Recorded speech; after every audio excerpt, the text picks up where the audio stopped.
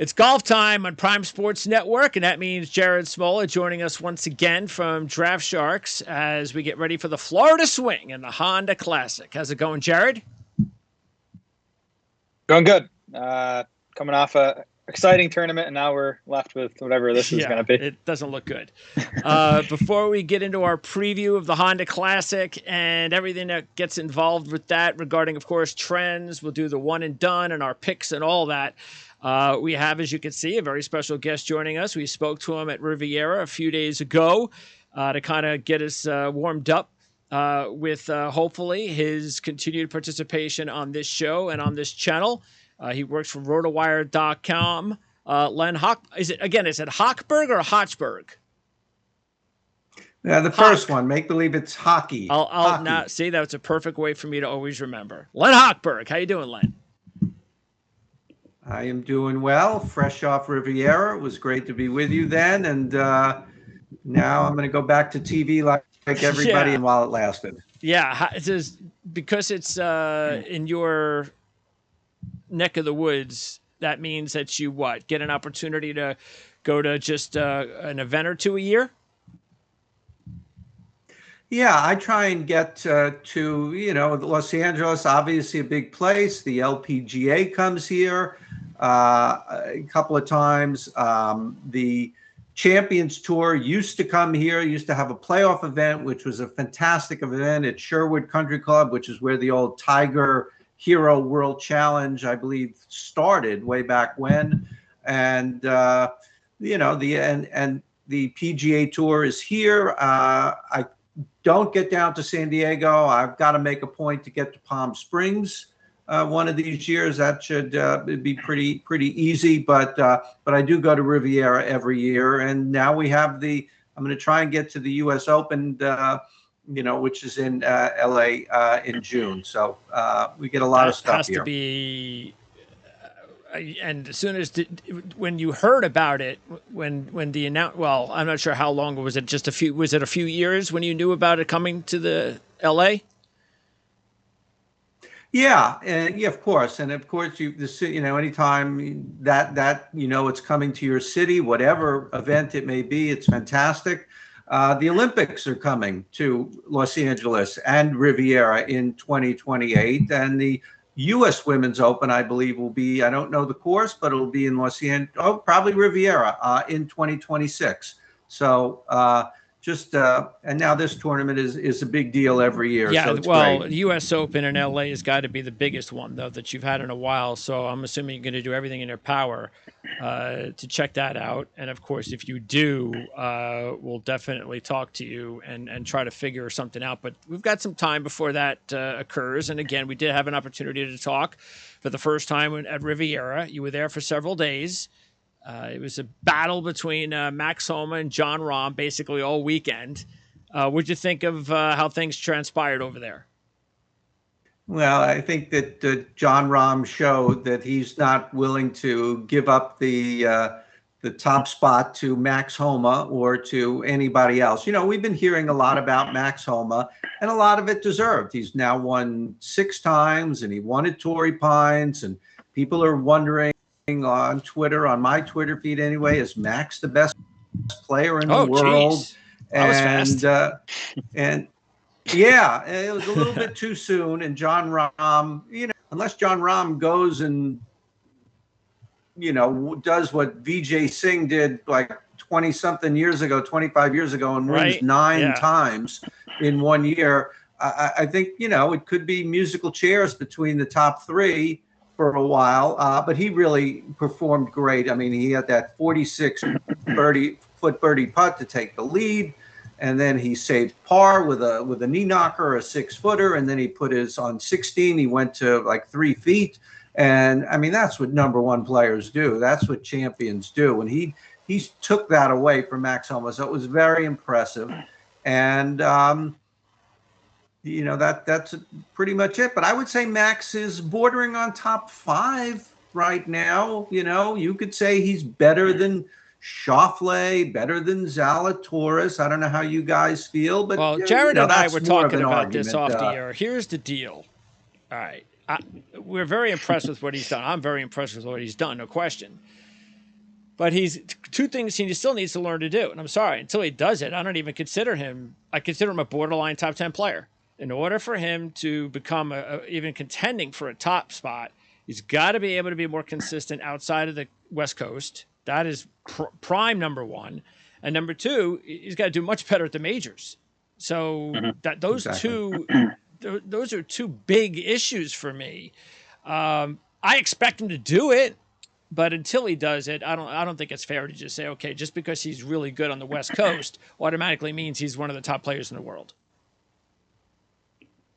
Yeah, I'd have him 4 right now. I was telling Greg this before we started. I mean, you put all these guys on a random golf course. I'm taking John Rahm, Rory McIlroy, and Scotty Scheffler over Max Homa. I'll take Max Homa over anyone else right now. Maybe that's recency bias because he just has had a dominant 1-2 month stretch, but I think he's a different player than he was even a year ago at this time, I think. So we'll see how it unfolds over the next few months here. Yeah, it's good you brought up the point about consistency because he did not have a lot of top 10s the last 2 years. I mean, I believe he had 5 in 2021 and 5 in 2022. And John Rahm had more than that last year. You've got to be there week in and week out. I mean, so it's really kind of, hard to wrap your head around that. He has 6 wins and 5 in the last since 2021.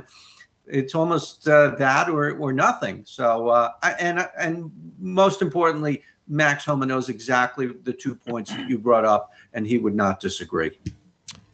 Okay, so I know we talked about it a little bit the other day, but just remind our viewers about what you dive into each week at rotowire.com for them. And we'll have a link set up in the description area of this video. Tell us what viewers will find out when they check out your content at rotowire.com.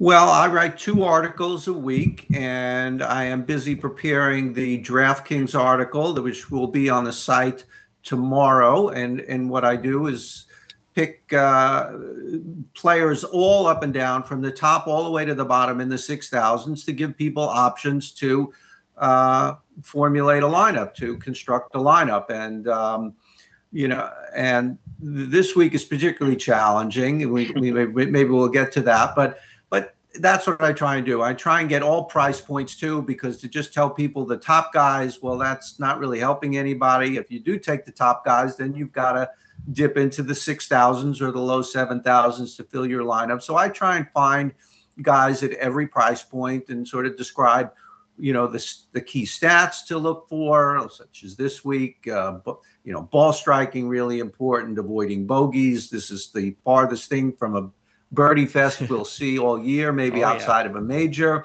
So I really did go in depth on for the draft with the DraftKings prices, and then that appears on Tuesdays, and on Mondays I have a wrap-up article looking at about 15, 20 guys and what that means for them going forward, and also appear weekly on Rotowire Radio on Sirius XM, where we talk about a lot of the same things and just some of the issues in golf as well. Yeah, that's a heck of a combo we've got going on this week. We have a weak field and an extremely tough golf course. It's just amazing. So that's why it's a very hard event to handicap. But before we get into that, you're battling it out on social media with I guess is it the Live Tour fans? Or is it just basically fans that are wondering why you're so against the Live Tour? So talk a little bit about, because, look, I have no idea. I mean, we talked a lot about this, including with Jan Stevenson last year. We haven't had an opportunity to talk much about it this year. It really does. Look, it's a bummer that there's a lot of good players that you just can't see anymore unless you put on YouTube, and it's just hard to follow, and it is what it is. CW. The CW. So, but there are also fans out there that just are completely against it, and you're one of them, correct? I am, and I don't know if there are the people are Live Golf fans or Live Golf bots or both, but I just don't think there's a place for both. For better or for worse, the PGA Tour really is the worldwide focal point of golf. I don't want to say the worldwide governing body, but it really has more power and more clout than the R&A, than the majors. And LIV is trying to take that away. And maybe the PGA Tour has too much power. And people are saying, well, why can't they coexist? I really don't think either body wants to coexist. I think Greg Norman, for many years, has wanted to get back at the PGA Tour and would like nothing better than to destroy the PGA Tour, or at least make it secondary to LIV Golf. And I don't think people realize what would happen if LIV Golf would be the steward of worldwide golf, for lack of a better term. Do we want LIV Golf? Do we want Saudi Arabia to be controlling golf or any sport, or do we want any country to be controlling any sport? So, yeah, I mean, you know, we could talk about the human rights abuses and things, and that is a pretty good place to start. But even beyond that, really more importantly for the golf perspective, I mean, Saudi Arabia will be in charge of golf worldwide. We don't want the United States to be in charge of golf worldwide. We don't want any country. Yeah, you want government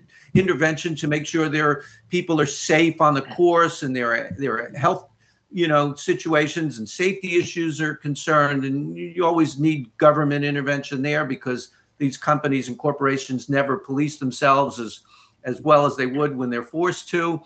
But really, if anyone doesn't think the Saudi Arabia, the ruling family, is running the show here, you do not want them running golf, and it would be ruining golf in the long run. I just can't even see how that would happen, though. That to me just doesn't even seem remotely possible. I know that's their goal, and they might have some dreams. I know they got money. I completely understand that, and there are some good players that have bolted. But I just look. We had just remember that the way the Masters, when we had the big scandal, I forget, what was it? Was it in the 90s or somewhere 20 years ago? I forget, because time flies, about not letting women in the Masters and things of that nature. And it was such a and that was a big story at the time. And things changed. But that to me, that's come on. You don't let a woman into a golf club and it became a big story. Saudi Arabia, and we just talked about it, all the abuse and all that. Come on, that is a major story. That's 100-fold of what happened in the Masters. So that's why I see no way, especially today, the way this country is dealing with things of that nature, and they blow things out of proportion that shouldn't even be spoken about. There's just no way that something like that would even come close to happening. So I guess the question is that how long do you see this being a long-lasting deal? Do you or do you just see that in 2 or 3 years, that's going to go away and everybody will come back to the PGA Tour? Well, you know, just a number of months ago, when kind of everybody thought LIV was dead in the water, when the golfers Dustin Johnson, Brooks Koepka said, we're not going, but then they went. And there are a lot of good players there. Dustin Johnson, Cameron Smith, Joaquin Niemann. Cameron Smith and Joaquin gone for a long time already. Cam Smith's still in the top 5. Joaquin Niemann still in the top 25. Abraham Answer. You know, there are a lot. I think at this time a year ago or about 9 months ago, it really sent shockwaves through the sports world. And it looked a lot brighter for LIV then than it does now. Even though they got a TV deal, it is such a little TV deal. It's sort of like people are going to be like with the NCAA tournament when they couldn't find the basketball games on True TV. They're going to be looking for the CW, but they really didn't get anybody this offseason. If they would have been able to piggyback on that success and really bring in a lot of other top players, but I mean, who did they get? They got Danny Lee, and today they got Dean Burmester and Sebastian Munoz. I mean, these are, you know, top 100. These are the kind of guys like the Kansas City Royals or the Pittsburgh Pirates signed in free agency. These aren't the Dodgers or the Yankees signing. So things look a lot worse for them this year. I mean, I tweeted out today that really the only thing that for them outside of the courtroom, and I don't think there'll be a court ruling in the United States in 2023, they've got to hope, really put all their eggs on players winning a major. Nothing would boost LIV more than one of their guys winning a major, or, oh my gosh, 2 majors. That would be just seismic in what would happen. And, you know, who knows the bonus that Greg Norman would give those guys for winning. You're right, though. It does not seem possible now. But if the court ruling plays out that says that they can play on PGA Tour events while staying LIV, well, that will just be, then everything that we know about golf will change. And then it may not come for a year, but if that happens, that will be seismic as well. Okay, so right now, though, you're saying as far as the coverage, so last year was YouTube. So this year, is it starting this week, the new coverage? Okay. I believe so. And that's like you said, it's what? It's like one of those TBS type of stations that you can find it. Not even. Where are they playing this week? Mexico? Not even. The CW is, you know, an over-the-air channel like an hey, ABC it's a lot better or than an YouTube. NBC or CBS. It's like, I love YouTube because this is our channel, but well, it's not what you want to have your golf on. I think they might have been better off staying on YouTube. Honestly, it's easier to access, especially for younger people. If they want to get younger people, you know, which is I think the demographic they're going for, based on how they've set it up and the team logos and these advertisements, younger demographic. And to me, those people are more likely to watch on YouTube than they are on CW. And billions worldwide have access to the CW, and they're going to have the Friday round on the CW app, which I know that you two have already downloaded. Wait. So they're not even going to have it on their television station on Fridays? No. Okay, Saturday so nobody's going to watch on 6 Fridays. Eastern. So then they'll tune in on Saturday and Sunday. Okay. 1 to 6, and from what I understand, it's always going to be 1 to 6 Eastern. So for the tournaments in the United States, they'll be live. But there are about 5 tournaments outside of North America: Australia, Saudi Arabia, Singapore, London. I guess those are going to be on tape. If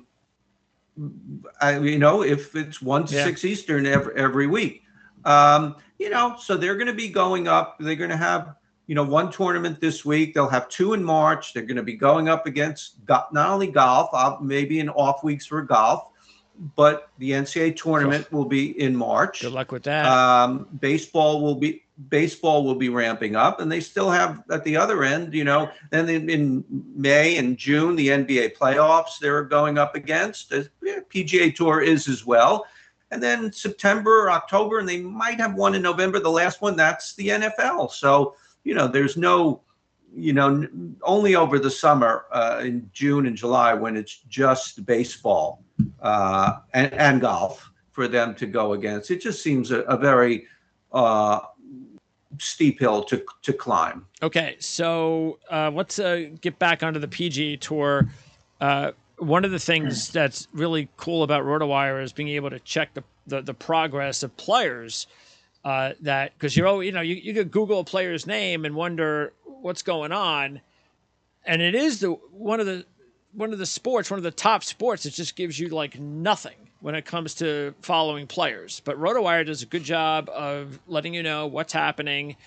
For instance, okay, and I'm not sure what kind of inside information you have, but what on earth is going on with Daniel Berger? I mean, we've heard like absolutely nothing. You're right. He has gone incognito, radio silence. He has not, he played well in the Honda last year.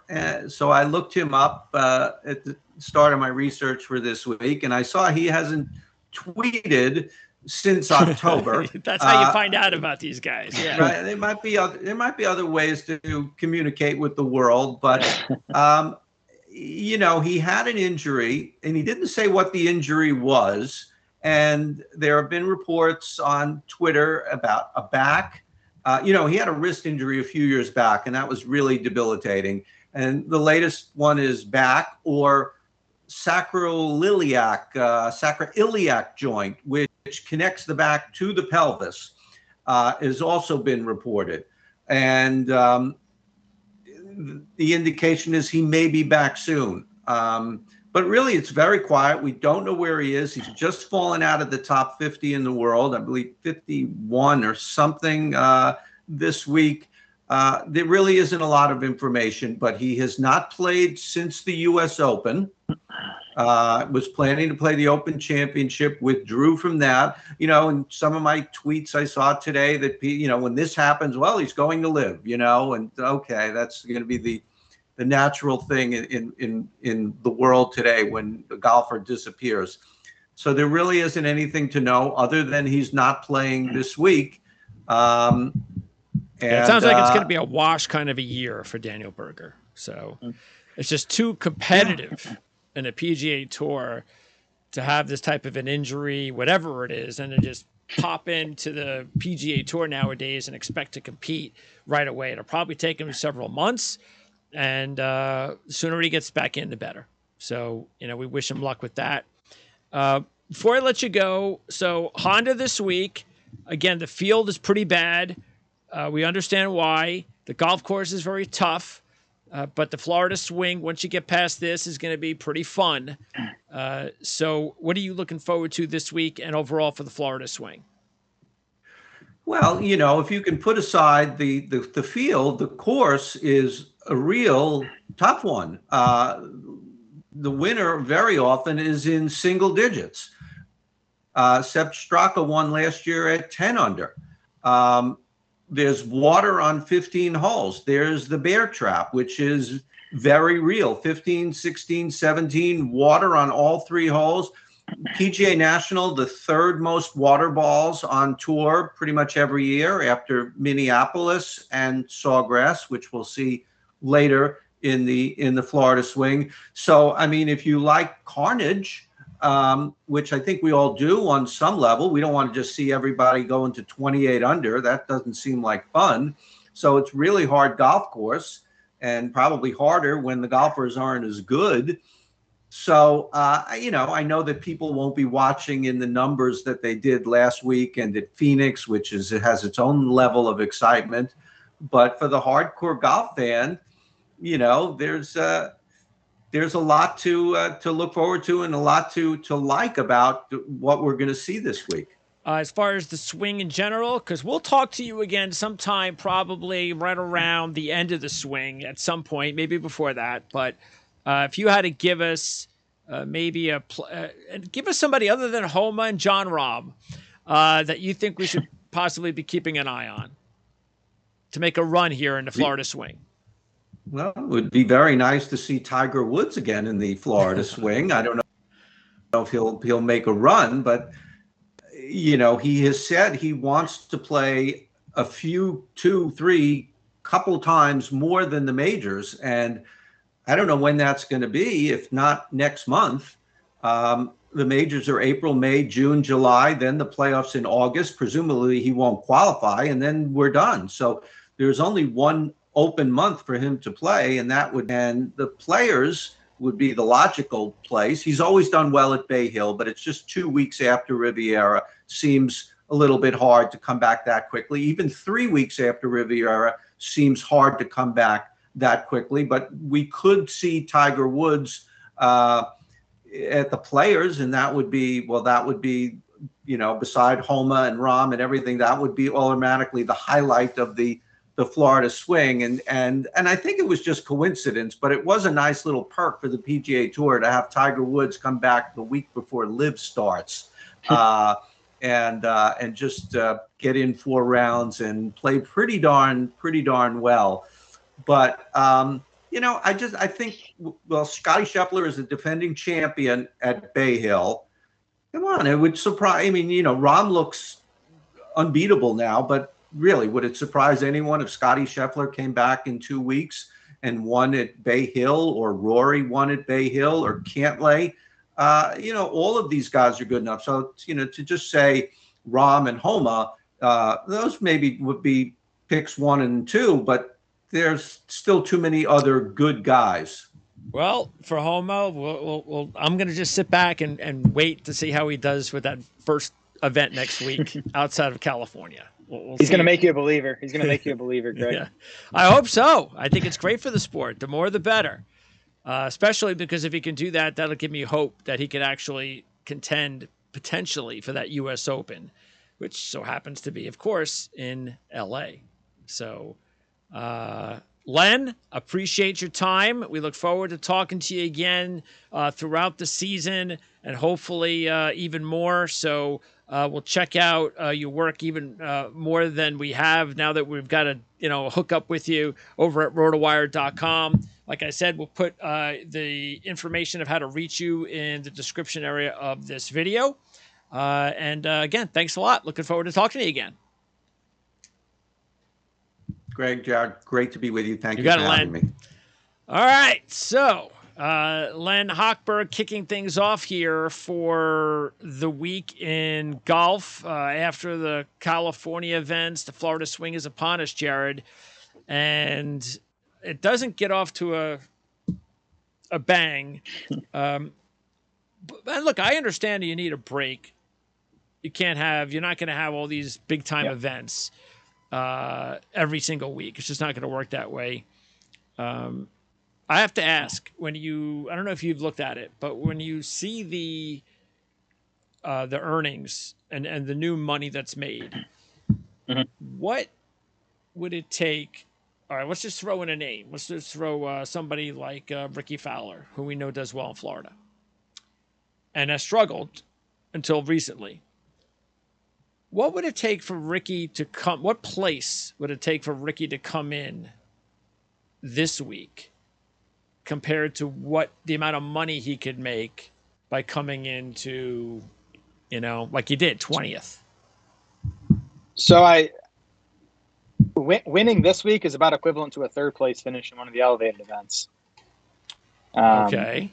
So if he finished in the top 5 this week at Honda, or top 10, would that be equal to finishing 20th? Probably pretty close. I think like 5th this week is $250K maybe, which honestly might not even be 20th in the elevated events. Yeah, I mean, I honestly don't think that's that big a difference. I'm kind of surprised that nobody besides Sungjae Im really, or Lowry, really took advantage of it. Yeah, the guys like Ricky, Gary Woodland played well last week. Like he needs a win. Even Jason Day. And I know he's an older guy that's had injury issues. He probably needs a week off here. Sure. But those type of guys should have taken advantage of this week field and played this week. Maybe they will. I'm not. Maybe they just. It's, and I understand it. You kind of get that fever. Oh, everybody's going here, and this is where all the money is. I got to be a part of it. But I think when they sort of step back, I think they're going to start figuring things. Well, nobody went to that event. I mean, I'm going there. So, I mean, this stretch is particularly tough. I mean, it's 2 elevated events, the Honda, then it's another elevated event, and then the Players, which is the biggest purse of the entire season. So, 4 out of 5 weeks, like that, the Honda never had a chance with this schedule. Hopefully, they make the Honda an elevated event next year. Yeah, I hope so. It's because that's what we want to see. We want to see. I don't see it's for the fan, as Len was saying. Yeah, we do want to see tough golf courses and the players beat up, but we don't want to see the little guys get beat up. We want to see the tough guys get beat up. So that's the thing. That's a downer. We will. We'll eventually get there. We'll see the tough guys get beat up next week. I mean, Bay Hill's not easy either. Yeah. No, it's not. No, I can't wait for that. That's going to be tough. Yep. Of course, the Players is always difficult. You never know if a guy is going to win the event or go 8 over par. That's to me. That's the theme of the Florida Swing is the volatility. Like you're going to see good players miss cuts, and it's because of the water, right? I mean, Genesis had no water. If you miss the green at Genesis, you still have a chance at par, and you're probably making no worse than bogey. If you miss a green at Honda, it could easily be a double. Yep. So this is the way we're going to have to deal with it for this year. But look, it's a golf event and we're going to talk about it. So we're also going to get in. We'll might as well start with the one and done. Because this is going to be a very tough week to decide who to go with. So I have 4 players that I'm looking at, and look, it's the obvious ones. I mean, I don't think the names that I'm going to say are I think probably 3 of them are pretty obvious. You got Sung Jae Im, you got Shane Lowry, you got Denny McCarthy, and I even threw in Matt Kuchar, because of his pedigree. Because you want a guy, at least in a week like this, that you have a little bit more confidence of just, past history, reliability, and all that kind of stuff. Is there anyone else besides those guys that would be on your list? Yeah, there's 3 others, really. And I have not narrowed mine down too much yet. So sorry not to be more of a help at this point of the week. But I mean, I think the first decision to make in one and done this week is whether or not you want to use Sung Jae. Because he is 9-1 on the betting odds. Like he's not going to be 9-1 any other time this season. Now he's also a top 15, maybe top 10 player. So do you want to use him at one of these smaller purse events? So that's kind of the first decision to make. 3 other guys I'm considering: Min-Woo Lee, who I know we don't see him much on the PGA Tour, but I've mentioned him several times, as you know, when we talk about the European events. So now it's time to talk about him. I'm looking at the betting board. He's tied for 3rd. He's tied for the 3rd best odds. So, the odds makers have him as, the 3rd or 4th or 5th best player in this field. So he's worth considering. He might be lower owned just because people don't really know the name. Good point. I'm considering Min-Woo Lee. I'm considering Alex Noren, who shows up pretty high on the stuff I'm looking at this week. And then I'm considering Aaron Wise, my guy. We'll talk about it more when we get to the bet section, because I did strongly consider him. But if I don't end up betting him, I'll probably use him in one and done. Okay, yeah. That's the thing, like you said, with him. And I looked at my one and done calendar, and they're just, it's not like he has a lot of events, especially the high priced ones, to choose from. So that's the thing. That's why, like you said. But if you take him, it's like you better win. I'm not taking him to finish in the top 10 in an event like this. I'm taking him to win. Correct. Not to say he can, of course, but and we've talked about this as well. It's always harder for guys that are not used to being the heavy favorites, or even the favorites in general, and then have them go out and win. I don't see it very often at all. Usually when you're in a lower field like this, guy's a favorite, especially a heavy favorite like Sung Jae Im. He's not used to the role. I'm telling you, since I've been paying attention to this, I don't think I've ever had one of these guys win. Yeah, and again, you go back to the volatility of this event. I mean, Sung Jae was the course horse heading into this event last year. The win in 2020, 8th place in 2021. Then he goes out last year and misses the cut. Yeah, just because it's easy to do that at a course like this. So it is risky using him. But yeah, I want to use Sung Jae in this Florida swing. That's where he's been best throughout his career, is on these Florida courses, on these Bermuda greens. So I'm definitely considering using him this week. Haven't decided that. You have to. Yep. And then Lowry, there's not a lot when you look at Lowry. It's not like, oh yeah, I got Lowry and he's good here and he's good there. It's not like Lowry's got a lot of great places where he's good at. He's got a few places. I mean, I think I might like him at RBC Heritage if he plays there. I think he's had a good track history there. But I don't know. I don't really get a feel for Lowry. Not to say that Lowry has to be picked at all. I mean, you never know. Yeah. He has to play well. He was not playing well until last week, but at least he had a good week at a tough golf course, which is very important coming in here. So, yeah, we just hadn't seen him much, right? He missed a cut at the Waste Management. Then he did come 14th last week. Was really good ball string. Actually lost a little bit putting last week and still came 14th. So it was a good performance. He's been consistently solid here. He's never missed a cut at Honda in 5 tries, which again is pretty rare for this golf course. So, I mean, Lowry, he's the second best player in this field. So, no qualms using Shane Lowry in one and done either. All right. Now, I'll tell you what, might as well get started now, because we are going to, and a lot what we're going to talk about obviously is going to have to deal with one and done as well. But this time is for our Playbook Sports handicapping segment as we dive into the week at the Honda Classic. Before we get going with trends and start breaking down to players, let's do what we always do. And I've got 3 stats that I have here from your work this week. So let's pop you off the screen here, and we're just going to show everybody what we have. We've got 1, 2, and 3. So as you can see there on the screen, our viewers, let's see. You've got, obviously, we always have the top courses history of the last 5 years. And then we've got the Bermuda putters the last 2 years. And we've got the difficult courses the last 2 years. So just everybody, you can pause the video if you like. You've got a snapshot of what those stats are. Why did you pick those this week, Jared? I almost didn't include course history this week because I do think this course is so volatile from season to season. I'm not sure how predictive course history is. I actually didn't even include it in my model this week, but I wanted to throw it up there just in case people wanted to see. And you do have some interesting names up there. A lot of these top guys we've talked about, Shane Lowry and Sung Jae Im in the top 4.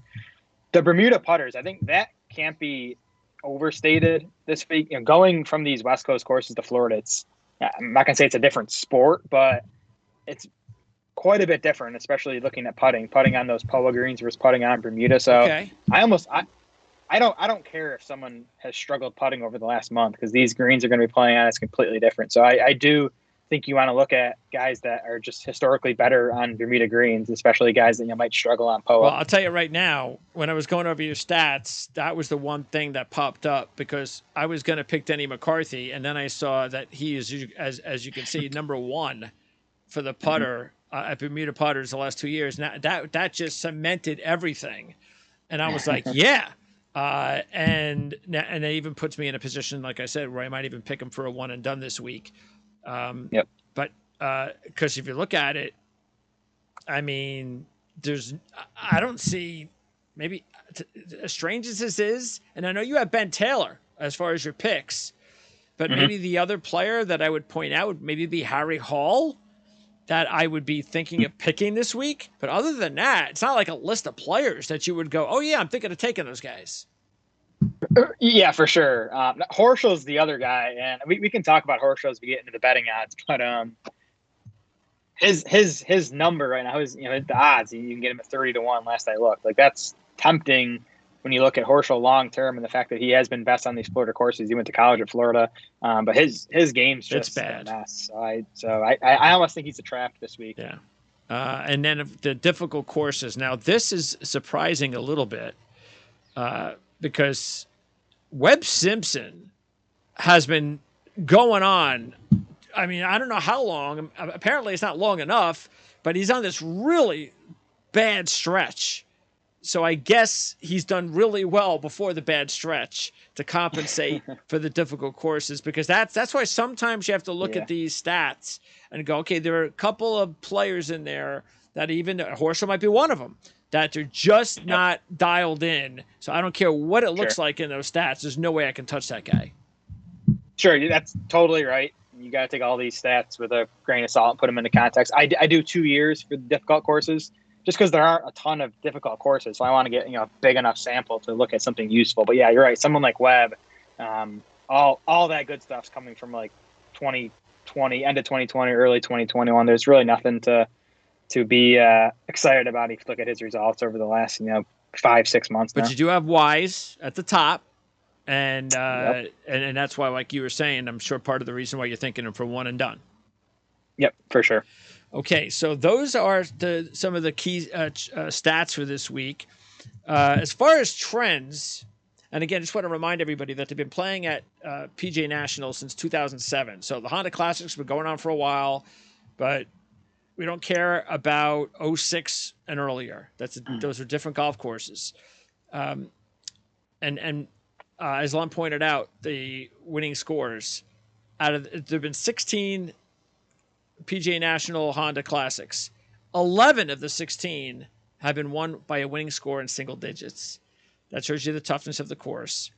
Now, 10 of the 16 winners are international players, And we've talked a lot about the West Coast, where it seems like almost every one of those events, all Americans usually are winning. But once you come to Florida, things change, and this is where it begins. I think I'm almost certainly going to take an international player next week. I'll tell you right now, I've got a bunch of guys lined up that are international guys at Bay Hill, even though Scheffler won. And I'm not saying that you can't be an American and win Bay Hill, but I just think they're so good, the international players at Bay Hill, that I'd just be surprised if I didn't go that direction with the one and done next week.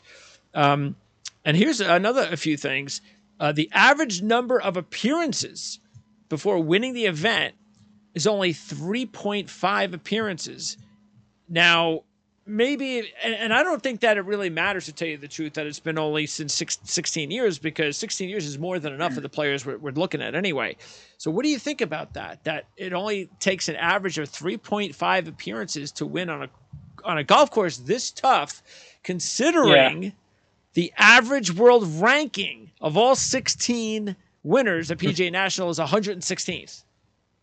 Yeah, I think this course is tough in a different way that a course like Riviera is. I think Riviera is tough because of the green complexes and some of the around the green shots you have to hit, which I think experience helps learn that stuff.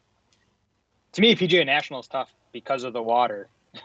So it's like, you don't need experience. It's like you need to be hitting the ball straight. If you either hit straight or you don't. Finding fairway. Yeah, exactly. So I don't think it's experience. I think it's just you got to hit the ball well that week to win here. Okay. Also, 8 of the 16 winners were ranked outside the top 100. So if you do your math, that's 50%. Others, 162, 176, 265, 297, and 460. So all across the gamut, world rankings, you can pick whoever you like. Nobody's going to laugh at you. Nobody's ever won this event at PGA National more than once.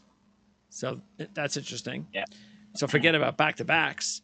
The last 5 winners have played the Genesis the same year prior. Not surprised, maybe. Tough golf course. You come in here, another tough golf course, prepares you. So I'm not surprised by that. 3 of the last 4 winners made this their maiden PGA event on the tour. And 10 of the last 16 winners won between their first and third PGA Tour events, including 6 first-time winners. So that coincides with the rankings. It's also just telling you that if you have a player that has never won on the PGA Tour, maybe he's got just 1 win, don't worry about it. Don't let it be an issue. And especially this week. Yeah, especially this week with this field. I would not be surprised to see a first-time winner. I looked at the odds of the winners over the last 10 years. 4 of them 35 to 1 or shorter. So favorites actually have done okay here. You've had a higher end guy win 4 of the last 10. 4 of 10 though were 100 to 1 or higher, and 3 of the last 10 winners were 300 to 1 or higher. You can. This is a week I would not be roll afraid the dice. Got some bombs. Yeah. I agree. Now let's see where winners come from golfstats.com. And if you want to get a membership at Golf Stats, again, check out the description area of this video.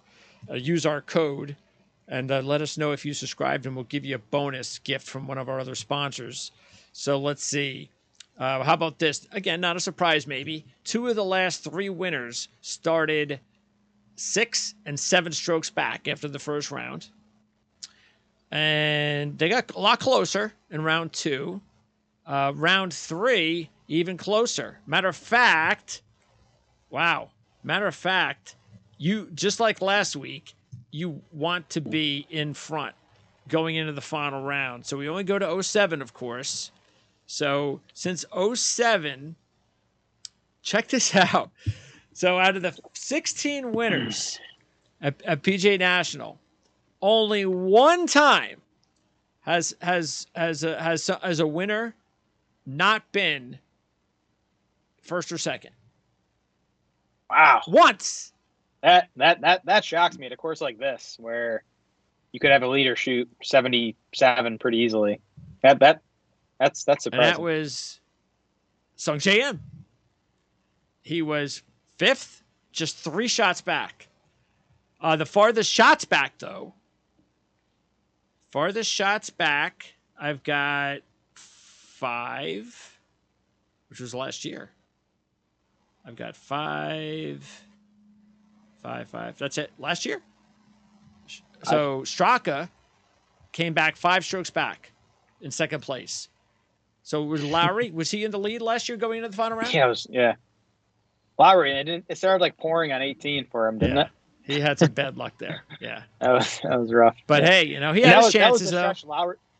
That was the stretch. Lowry was playing such good golf over I that know. stretch. You kept thinking, "He's going to win. He's going to win next week. He's going to win this week." You never won. Never did. No. All right. By the way, one of those names in the list there is Keith Mitchell, and I just bring him up because he won this event in 2019. It's the only PGA Tour event he's won. I bring that up because, as you know, in our fantasy league, I had some movement this week. So you've been kicking everybody's butt. I decided to have to shake things up.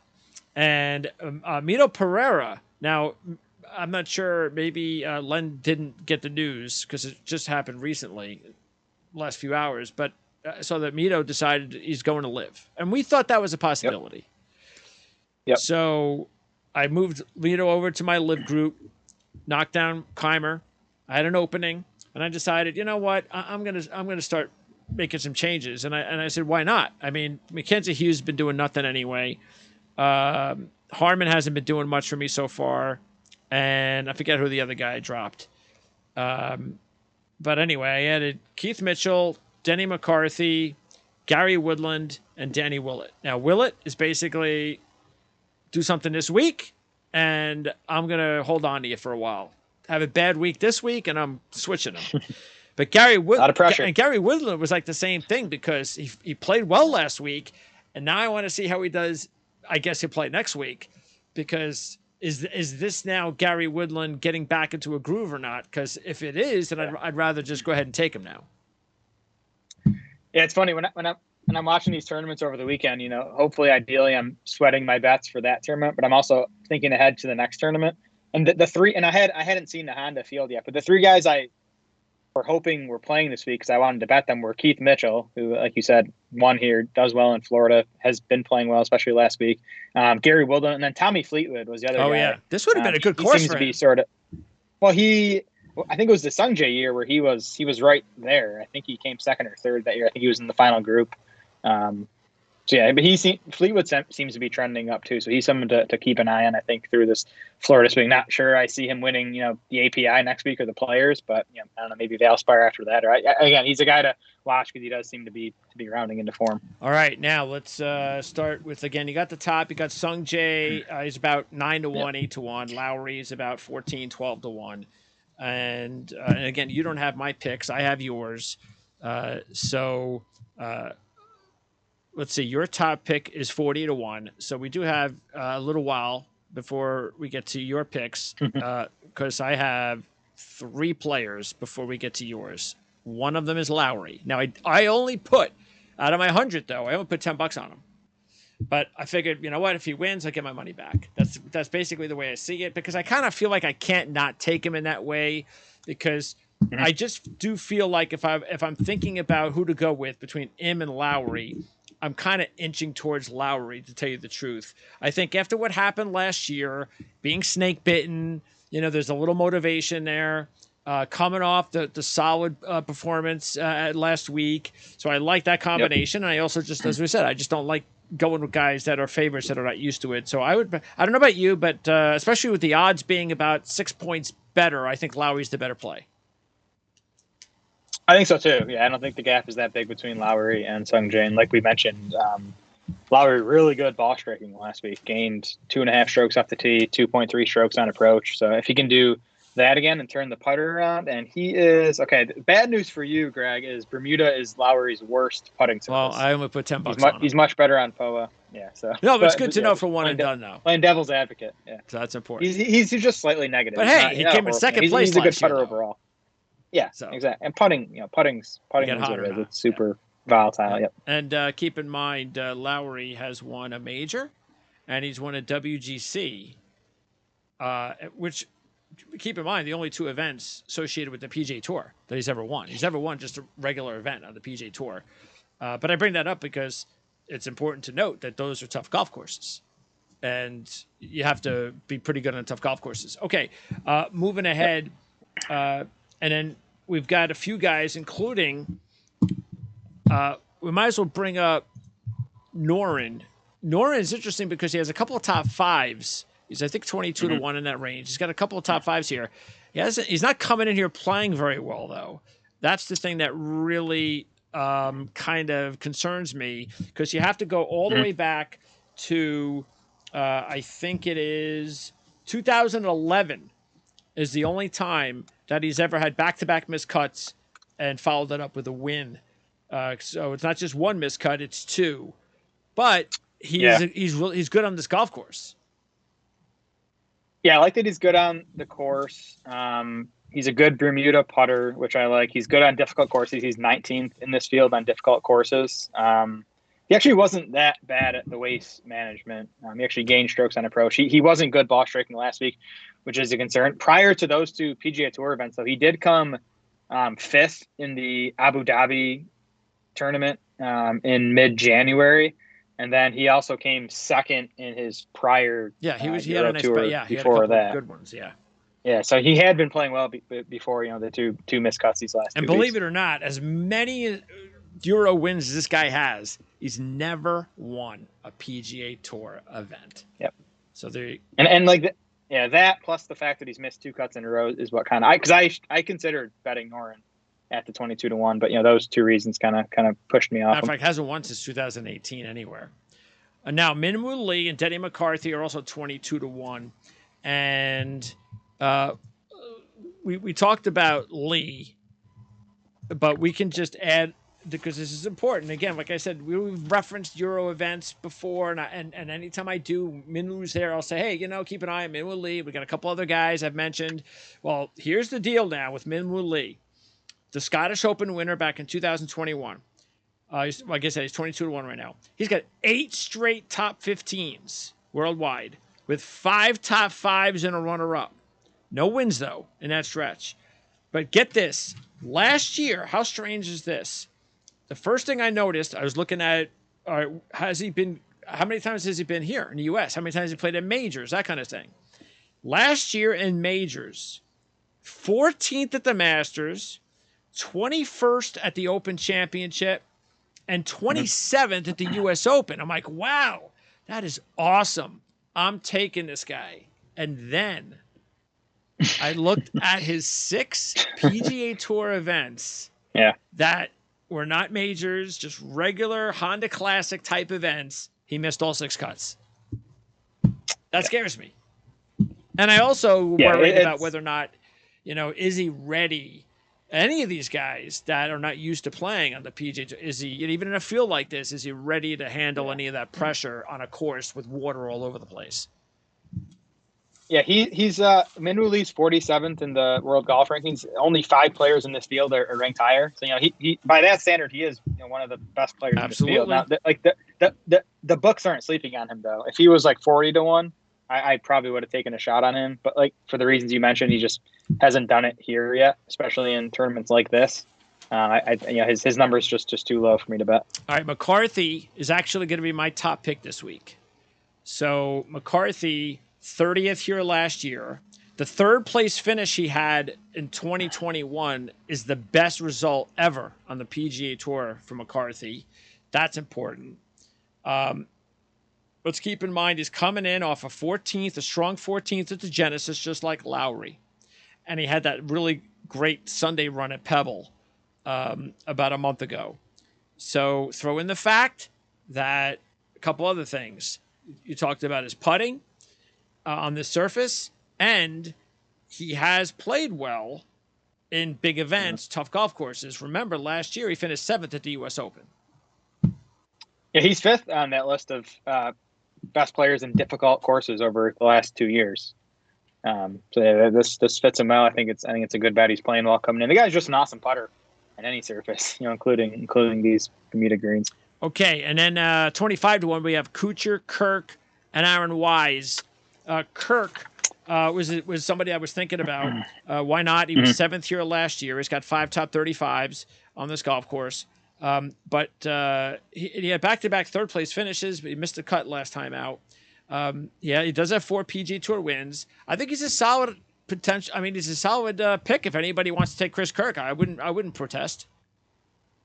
Neither. I looked at him. I always wonder about the upside with Chris Kerr. You know, I know he won within the last couple of years, but before that, it had been like 8 years since he had won. Like, I think he's a really good top 10 bet this week. But I'd rather bet Aaron Wise if I'm betting a guy to win the tournament. Well, Wise missed the cut here last year, but before that had 3 top 35s, including a 13th in 2021, which is his best finish.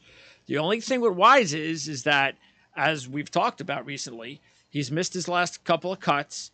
He just hasn't gotten going yet this year.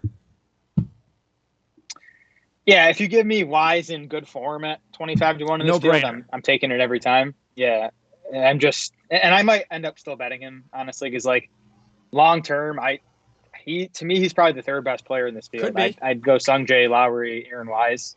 I just wish he was playing better, but we'll see. You know, if he ends up drifting it to 28-1, 30-1, I'll probably end up biting on Aaron Wise because I love the guy. Kuchar is actually going to be my second pick at 25-1.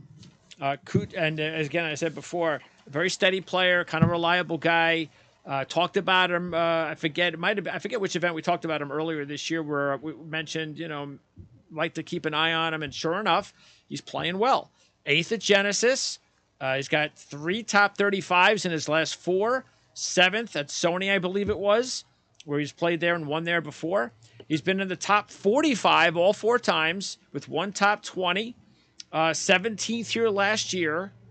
And he did win this event, but that was at TPC Huron Bay all the way back in 2002, so that really doesn't matter, but he does have some positive vibes with the event. I just think that the major concern I have, even though he's trending perfectly heading into this event, this is 4 events in 4 weeks for a 44-year-old traveling from the West Coast to the East Coast. That's the thing I'm worried about the most. Yeah, that's a fair concern. And I wonder if Kuchar has another win in him at this age. But if it's going to come, it's going to come.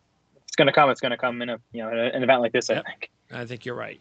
The days of look, maybe he gets lucky. I think maybe his window, because the talent is so good now, his window to win, like at the Masters or something like that, is probably over. But I don't know. I mean, it's not like we have. I mean, Phil Mickelson won at 50, so I think he could. But yeah, time's running out for him to win a major at this point in his career. He's got to get. Maybe this is it. Maybe he gets one more. Maybe if he can get hot, win an event early in the year, and then later in the year, he might be somebody to keep an eye on as a dark horse major. All right, and then we've got other 30-1 shots. Post-ons in there. I don't know why Harris English is 30-1. I know he's good on the course. That's probably why, but he hasn't played well at all for a while. Horschel's 30-1, and we talked about how bad his game is. I'd rather go with Adam Svensson. Yeah. I think he's the best choice there at 30-1. Yeah, he might be. I can't wrap my brain around Svensson being 30-1 because like every time I used to bet him last year, he was 100-1. Yeah, I think 30-1 is about where he belongs in this field. He played well here last year, I believe. Ninth, and the ball striking was awesome, as it always is. It just comes down to the putter. The thing with Svensson, he finished 9th last week at Genesis. It was all with the putter and the short game, which is not Adam Svensson, but if he can keep that putter hot this week, he has a good chance. Yeah, 9th, like you said, 9th last year, 9th last week. Yep. Good combination. But I checked it out. Never on the PGA, and it's only been going for a couple of years. He has never had back-to-back top 10s on the PGA Tour. We talked about that with Hagala a couple of weeks ago. So you have to start with some consistency first. Okay, at 35-1, there's Pendrith, and I think we'll just go with Pendrith first of all before we move on to the next guy, which is finally going to get into your list. But Pendrith was actually somebody that just really missed my list. I had him on there a couple of times because I was looking for, obviously there were some long shots, but the thing that I just didn't like was that I don't know why he was only 35-1. He's the 112th ranked player. I mean, his odds are almost similar to Svensson, but Svensson's already won an event. He's a further along than Pendrith, both Canadians. But Pendrith was 7th at Pebble, 13th at the Players last year, 25th here last year in his first go-around, which isn't that bad, playing here for the first time. But I don't know about you. He was, he was somebody that I was actually thinking about. Yeah, I didn't really consider him. I think, like you said, because of the number, 35-1 seems too short.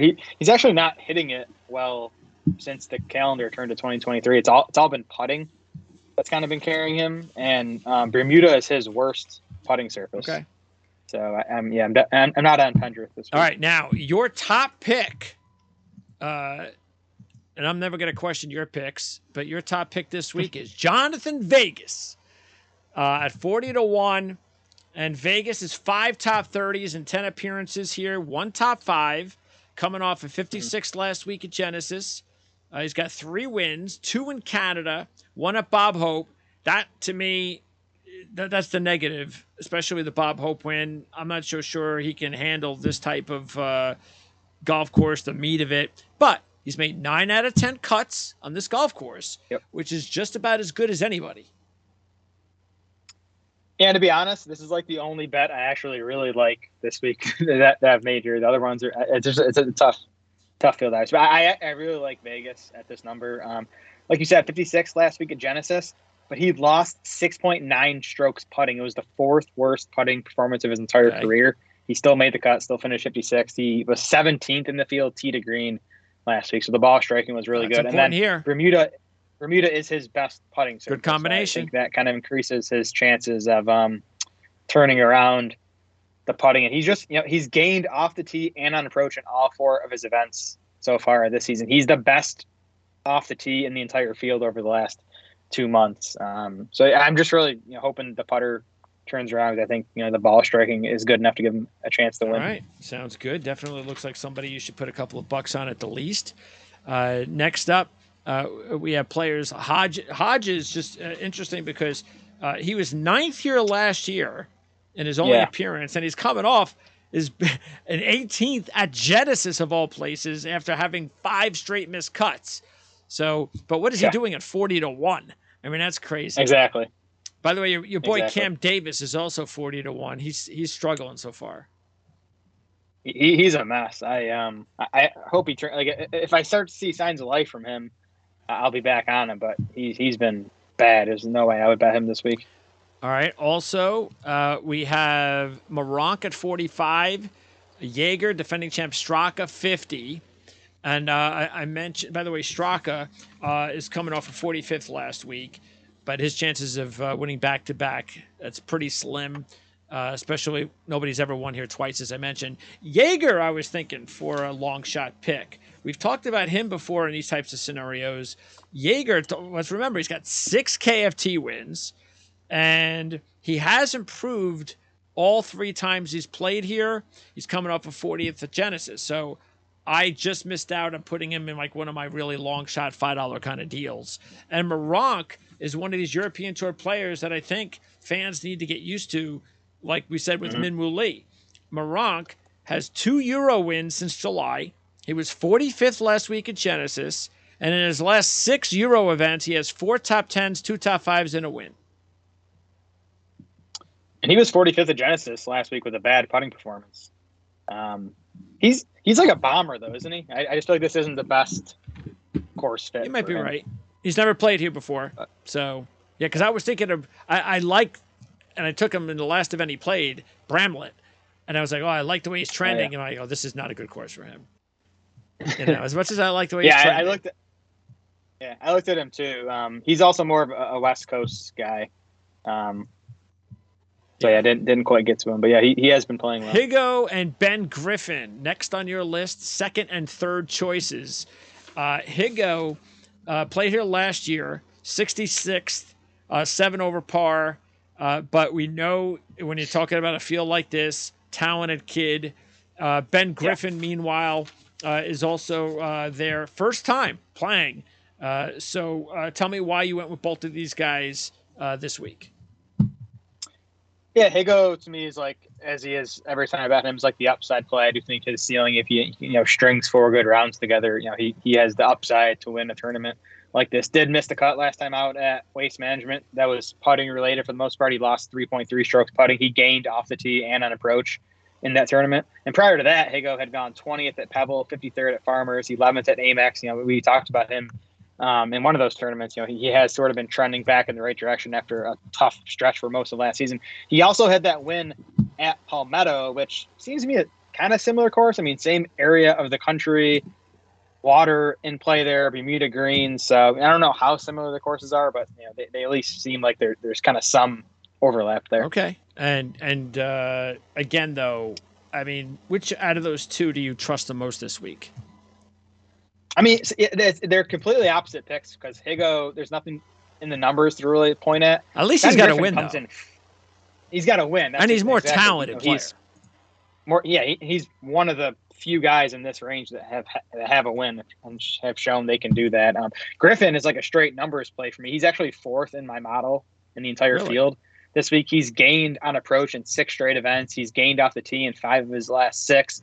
Bermuda is his best putting surface. And if you look at his best finishes, both on the PGA Tour and Korn Ferry, they've come on coastal courses like this. Okay. So I seems like he plays his best golf on these type of golf courses. All right. Also at 55-1 is going to be my third choice, and that's going to be Danny Willett. And I mentioned I picked him up on my fantasy team. So Willett, I almost got into. He's one of these guys that I really do believe that there's a shot for him to have a nice career again, because the injuries just derailed him for years. But that's the only question is and I'm not talking about it being a top 20 player. I'm just talking a top 50 guy, maybe win one every couple of years. I think he could do that, especially now that it looks like he's going to be a PGA Tour guy. And that's also something he's never done before. I like the way he's trending. 18th last week. Matter of fact, he has 5 top 25s in his last 12 with 3 top 10s and a runner-up. That runner-up was at Fortinet on this tour last year, and he was 48th here last year at 4 over par.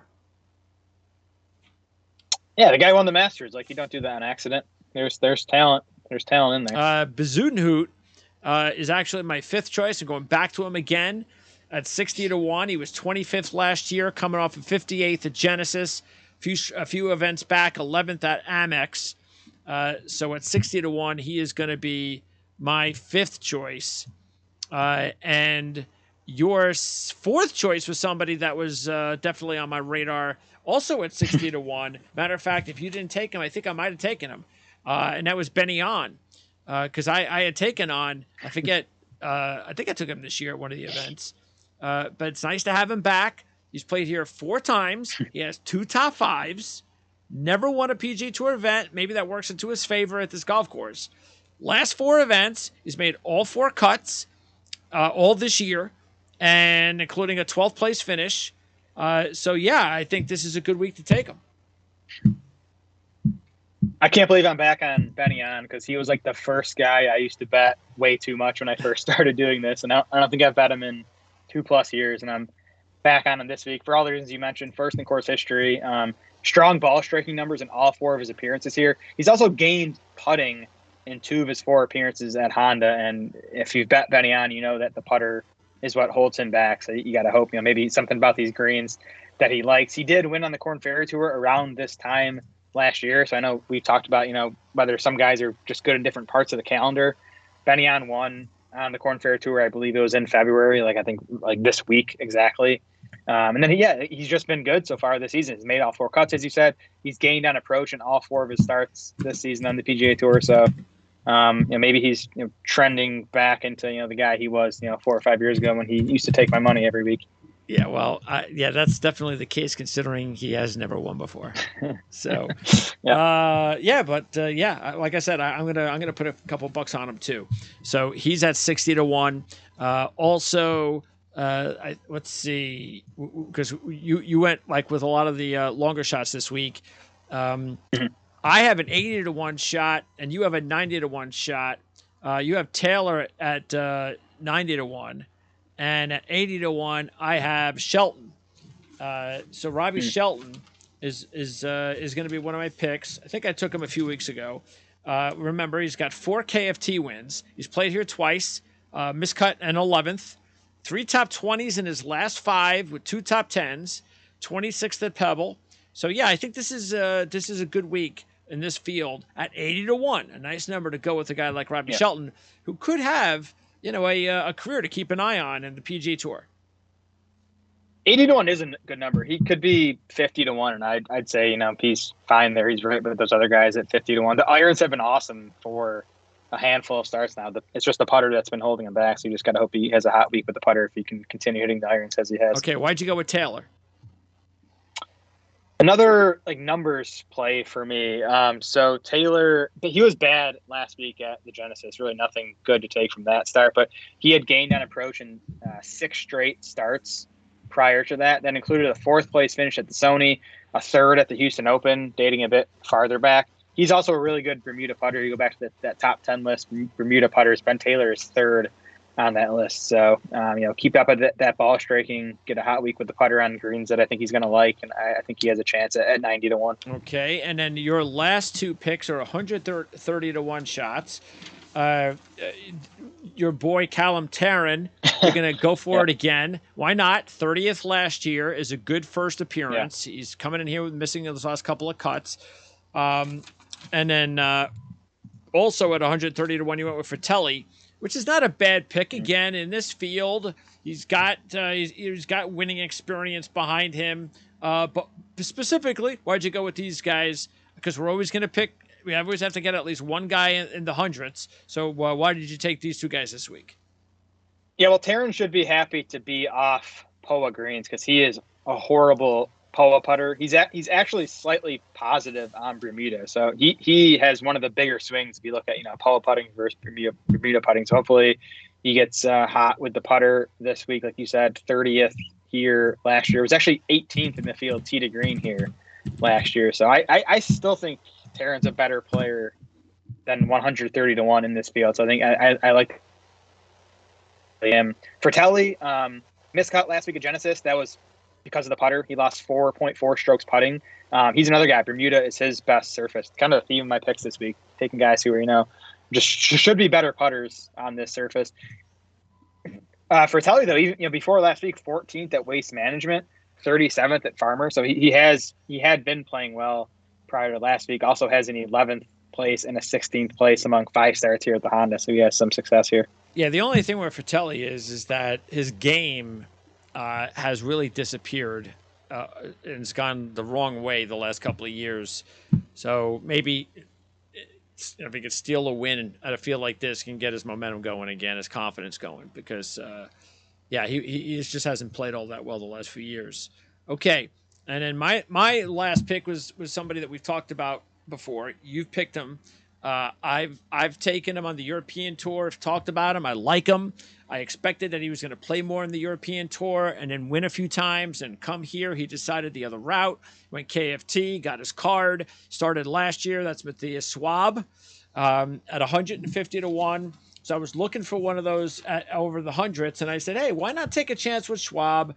7th last year, which is very impressive for somebody that's never played at this golf course before.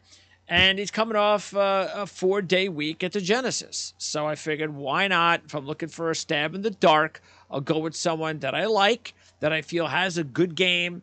Maybe he needs a few more years before he gets to that point. But if I'm ever going to take him, this is the week to do it. Yeah, putted poorly last week. The irons were good. And as another guy, that Bermuda is his best putting surface. So maybe he gets that putter turned around now that we're in Florida. All right, so those are our picks. Now, anybody else? You look at some guys that I think we should keep an eye on too, because this is a loaded field. What about what about Padraig Harrington? His last 4 starts, 3 top 25s and a top 5, and he's got 2 top 20s and a win here, and he's won on 2 golf courses. He won on this golf course. And he also won a Marisol back in 2005. So it's not the craziest idea in the world, because I don't know where those 3 top 25s in his last 4 events came from. So maybe he's found something. Yeah. Honestly, I had not That's why I like talking to you, because my numbers don't pick up on guys like Harrington, because he hasn't, played on the PGA Tour in a while and hasn't been very good when he has. What are his odds? 75 to 1. He should be more like 150 to 1. Yeah, I won't get there, but interesting that he's playing well coming in. Now, Hall is what is he? Hall is 130 to 1. Mm-hmm. So he's seventh best Bermuda putter in the entire field. So if he can be good enough with the ball striking and putt like he does, maybe he's worth a shot. How about Charlie Hoffman? Now, Charlie Hoffman, who's done nothing for about a year, I don't know what happened to his game, but he is trending in the right direction, coming off of 14th. I think that was at Phoenix a few weeks ago. Mm-hmm. He hasn't played here since the first year. He missed the cut in 07. I mean, again, is that trend because it's just, he had one really good event, and that's it? He's just going to, or is he found something? Yeah, the ball striking was good for him, too, at Pebble. He putted poorly that week, but he does have 2 starts in a row with, I wouldn't say great ball striking numbers, but good ball striking numbers. So I don't think he's ready to win, but maybe he's someone to watch the rest of the year if he is sort of rebounding from whatever drought he was in there. And at least if he's in contention in this field, it's not like he can't win. He's mentally tough enough to handle it. Mark Hubbard is 150 to 1. You were thinking of taking him, right? I was. He was 15. Look, in his last 3, he's made the last 3 cuts, 15th and 11th, in those last. That's pretty good. Yeah, the history is good here. The current form is not very good. Just 1 made cut among 5 appearances so far at the season. Now, the putter has been a lot to do with that, but even the ball striking hasn't been great. The more I dug into Hubbard, I ended up not picking him for this week. Yes, that does happen. How about Shank? Now, Shank at 110 to 1. He's made 3 out of 5 cuts here. He's made his last 4 cuts. He was 50th last week. I think this is a kind of event that I can see him contending. He's 8th in this field on difficult courses, so I like that. Now, those recent results you mentioned, though, have been all with the putter. Okay. He's lost with his irons in 3 straight, so that worries me a bit. He has a good Bermuda putter, though, so you're going to need that to keep up. The ball striking definitely needs to be better if he's going to win here. And then the other guy I have in my list that was a possibility, long shot, was Higgs. Harry Higgs. He's made 5 of his last 6 cuts with 2 top 25s. He's played here 3 times. He's got 1 top 20. So I figured, the form's there. He's 130 to 1. Did not make my final list, though. Have you watched the PGA Tour documentary on Netflix? Not yet. I haven't. Okay. We'll have to get to it. We'll have to do a show on that in a couple months. It's good. Why did you bring that up? Oh, they have a segment on Higgs and with Joel Damon when they took their shirts off at the Waste Management last year. Oh, why was that a good thing or a bad thing? No, it was a thing. I don't know. It depends. Sometimes you take brought attention. You take your shirt off as a PGA Tour golfer, and that could be scary. Or it's not pretty. Yeah. But... it wasn't. Okay. All right. So there you go. As usual, we have a smorgasbord of, especially this week, with the amount of crazy ideas everybody is individually going to have to choose from, because the big boys are not here. But next week we get it going all over again. So we're looking forward to that next week. And really for what, the next 3 weeks? 2, right? It's API and then players, and I think Valspar is just a regular. Oh, Valspar's in that event. mix? Okay. Yeah, I think that's after players, I think. I can already tell you, Greg, that Will Zalatoris will be on my card. Will Zalatoris? We didn't even really talk about. Yeah, I saw. Where did that come from? I saw enough over the weekend. Do you see the Sunday he had? Yes. At Genesis? Yeah, I mean, I was waiting for a showing like that just to, I think hopefully he's over the back stuff. And I think API is a great course for him. It's a tough golf course to where I want to bet. Well, maybe as long as I get a decent number on him, I'll be betting him. Maybe the question though is that, and maybe he'll do this. Maybe he just needs to play a little less, not kill himself. Maybe you just play every couple of weeks. Sure. Might be best for him. But yeah, Zalatoris, totally. We talked about guys like Woodland and stuff, but yeah, Zalatoris, man, that was a heck of a run he made. And I was thinking same thing. And that's good. I love the fact, not just for obvious reasons, especially since he's on your fantasy team and you like him, but it's just good. It's good for the sport when those guys, I mean, look, Thigala played well, which is nice. Jason Day with the 65 on Sunday. We talked about how he's really bad at that golf course. Well, right there, just like we talked about with Fowler at the golf course he wasn't good at. Well, all of a sudden, you have to keep an eye on both Jason Day and Ricky Fowler. They keep playing like this, they could pop out a win. Day especially. Day especially. To be trending towards a win. I don't know where he's going to get it. Like, I don't think it's going to be at one of these elevated events. So he's going to hopefully he plays some of these non-elevated events, because I think if he does, he's going to win one of them. Yeah, and it's just better. It's like Justin Rose winning. It's just better for the sport, because as crazy and as tight as it is already, and hard as it is to handicap, it's nice to get like some of these other guys involved instead of just the same olds. Yeah. That just makes it better. So taking a look at the schedule, like you said, it's going to be Bay Hill, Honor, TPC. We do get Valspar. And then after that comes the World Golf Champ, the match play. And that is going to be a tough one to handicap. By the way, the Texas Open comes before the Masters, so that's another week event. But that's the one Spieth usually plays. Does Scheffel play that? He's a Texas guy, I think so, right? Texas guy, yeah. And I think he probably Spieth won that a couple of years ago. But the match play, that one's going to be a tough one. That's always the tough one for me for one and done, because I hate burning a good player, because I feel like the match play makes it even tougher to predict. But it's a big purse, so you kind of have to use one of the big guns. I love that course though. Austin is one of my favorite courses on tour. Yeah. How come? Yeah. So you got some unique holes. There's the par 4 that's drivable, but they got to carry the water. The closing stretch, I think it's a tough course too. I just like it. I've played it on the simulator a few times too, and it's fun to play on the simulator. Well, look, this year, the way it's shaping out, maybe we're finally going to get one of these match play mano-a-mano of top players going up against each other. And look, as we close here, let's keep in mind, this is a good reminder, because I kind of needed it myself. I'll tell you right now, I'm not so sure Jon Rahm wins last week if it wasn't for the elevated money. These guys are just dialed in more now at these events because of the money. I'm telling you, it's just the way that it is. It's that these guys are just so the cream is going to start rising to the top, especially when they play in a field that's like a major. It's like the adrenaline. Yeah. I'm an alpha male. I'm going to show everybody how good I am.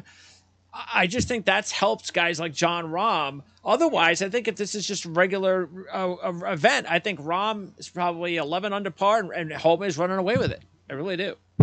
So, yeah, you might be right. I think it's awesome. I mean, look at the leaderboard we had.